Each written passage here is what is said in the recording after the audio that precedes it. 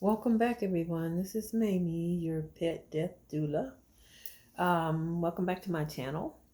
This is my video number 2, and today we're going to talk about anticipatory grief. Many people don't realize that pet loss grief is just as real as when you lose a human being or another loved one. And for some people, it can be even harder because guess what? That's the only being that's in their life. You got these people that do not know anyone, that they don't know anybody. And their pet is it's just something that greets them every day, and they spend all the time with them, and their whole life is centered around that pet. And so when that pet passes away, it leaves a major void in their life. But not everybody understands that. And so what has been coined by a social worker back in the 80s, it's called disenfranchised grief. And that's when the people do not validate your feelings. They don't validate your feelings. And that's a whole phenomenon, disenfranchised grief. They want to know, why are you so sad? It was just a dog. It was just a cat. And then we ourselves feel guilty because we're thinking, like, I shouldn't be grieving like this. I shouldn't be crying this hard. I shouldn't be wanting to stay at home in bed. I shouldn't be this depressed about it because it's just a freaking dog. But it's more than that to people. And as your pet death doula, I'm here to help you through this whole process. Letting you know that it's okay to feel like you feel. Helping you to learn to accept your feelings about this and not be ashamed of it. And my place is a place for you to express your feelings however it comes out. And that's what I'm here for. Okay? So that's my role as a pet death doula.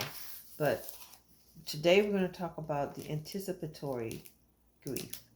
That is when you know that your pet has a terminal illness or that you have to put the pet down. Like I knew when I had to put Big Tie down. Well, that was quick, so that wasn't anticipatory grief. I'll talk about that later. But the anticipatory grief with Lightning is that we knew the day before that she was getting ill, but we didn't know until the day of that I had to put her down. I made the decision to put her down, but it was a 3-hour wait to do that. And so that's anticipating her getting, it was all a scary experience for me because I'd never experienced anything like that. Like, I'm taking my dog to a vet to be put down.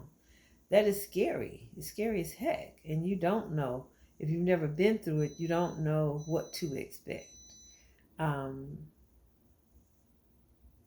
there are 5 stages to anticipating your pet going away. So that's an initial transition.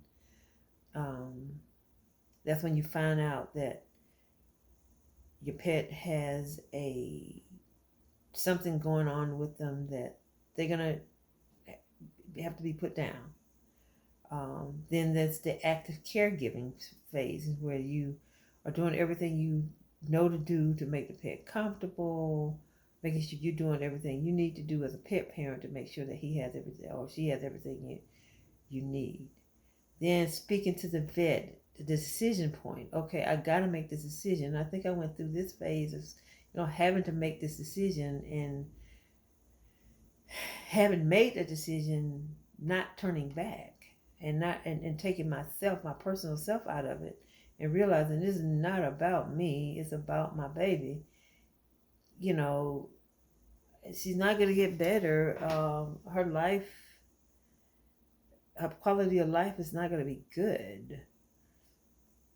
And if you take one of my anticipatory grief training, I'll go into details about what these 5 phases mean. So that's number 3, and then number 4 is the actual transition. Um, you know, yeah, during that process where they euthanize them, they put the needle in their paw or wherever they do it with whatever animal that you were dealing with. And there's 2 steps to that, and then like I said, we will talk about that through my anticipatory deep grief training. And then the aftercare, like how do you take care of the pets, your paw pal's body after it has made its transition, and how do you take care of yourself? One of the things that is important is that you acknowledge your feelings through this process. Realize that it is painful. Don't try to hide it. Create memorable moments. I know with Lightning, my son and I just sat on the sofa with her and just loved on her so hard. We cried and we tried to be strong, but of course it was hard. But you make those meaningful moments for yourself as well as for your baby. Have a plan of how things will go. When I had to make the call to the vet, I stopped, dropped, and rolled. Like everything stopped. I had to spend time with my sugars, make sure my son spent time with her, and then the plan going forward. I didn't know anything about cremation, getting paw prints. I didn't think of anything like that. It was so traumatic for me. I didn't know that, but I know now to tell you that that's some of the things that you need to be thinking about doing is, how will you memorialize your baby once they're gone? And then reach out for support, and if you're facing this decision or this process alone, reach out to somebody that you trust, okay? And know that your decision is not an indication that you failed your baby in some kind of way. It's an indication that you love them so much that you did not want to see them suffer. Okay? We all know that losing a pet is very, very, very hard. And with them being gone, your life may seem it's going to get harder because they're not there. But if they're here with you and they're ill and not able to bring that spark of joy that you once had, that's going to be hard to watch. So know that you're making the right decision about if you have to put your baby down. I just want you to know that you're not alone. This is a whole new avenue.